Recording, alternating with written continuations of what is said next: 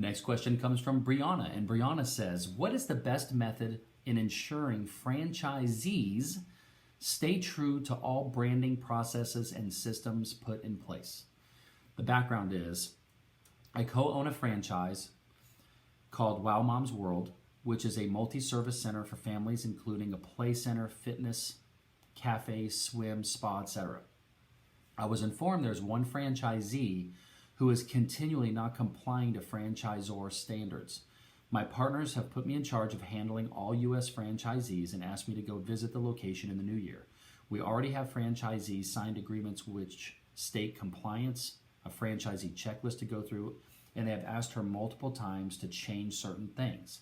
They feel they have lost her respect, so sending me in to handle it. What is the typical franchise protocol for this situation, and how should a franchisor visit franchisees to make sure they're complying? Any advice is appreciated.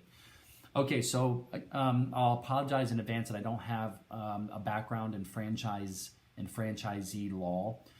You know, it sounds to me like this could get into like a legal situation of you forcing the brand standards. When I did business with hotels, I knew that the brand standards that a franchisee, like an individual hotel, had to adhere to, there was like a ratings, a scale, a rating system.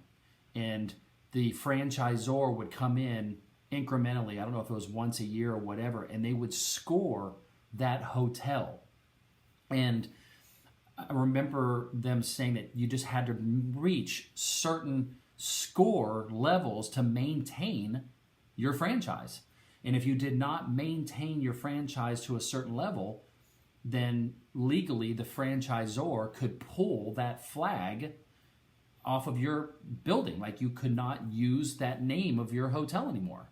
And so this would be something to take a look at, that if you have a franchisee that is not adhering to your brand standards, what are the mechanisms of scoring? And then there's got to be some sort of legal documentation and process of how you're going to communicate those changes that need to take place, with timelines and repercussions of what happens if they don't. At the end of the day, if they don't, then as a franchisor, you certainly have the ability to strip that trademarked name off of their building, and they can do the same business under a different name. You know, I mean, that's part of business. You know, if the hotel lost its flag, they would go try to secure another franchise to put up on the building because they've got the infrastructure, they got it. So these are some very legal and complex things. So certainly a franchise lawyer, one that specializes in franchise law, I would think would need to come into play here. And then probably that standard operations procedural manual.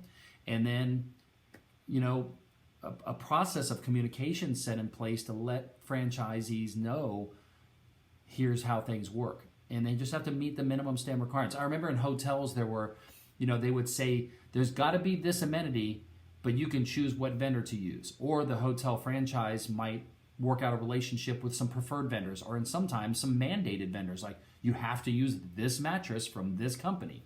And so these are things to take a look at as you guys are growing your franchise. What things do you want them to use a certain vendor or a certain way of doing things? All of that's got to be spelled out.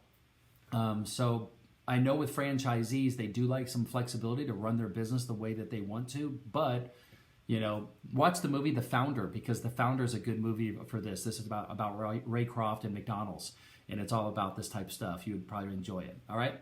Hope that helps, Brianna.